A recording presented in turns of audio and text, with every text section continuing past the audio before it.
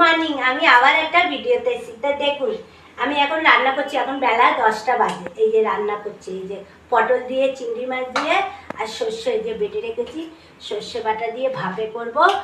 আর হচ্ছে এটা হচ্ছে শাক ভাজা করব। এবার দেখুন আমি রান্না করছি। দেখুন আমি শাক ভাজাটা বসিয়ে দিয়েছি। তো আমি এটা রান্না করতে থাকি, পটলের টাইমে আপনাদেরকে আবার ভিডিওতে আসছি। তো ফ্রেন্ডস দেখুন আমার ভাত হয়ে গেছে, শাক ভাজাটা আপনাদের দেখিয়েছি। এবার পটল ভাপে করছি। এই দেখুন এইভাবে পটল ভাপে সব মেখে ধুতে বসিয়ে দিয়েছি। পটল ভাপে তো রান্না করি, রান্নাটা করতে থাকি, তারপরে খাওয়ার টাইমে আপনাদেরকে আবার দেখো।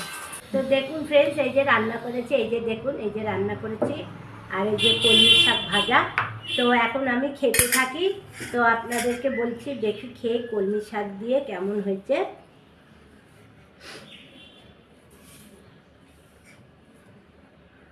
এটা আপনাদের জন্য।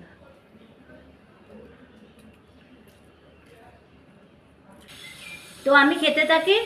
ভিডিওটা এই পর্যন্ত ভালো লাগলে লাইক শেয়ার সাবস্ক্রাইবার করে দেবেন কিন্তু।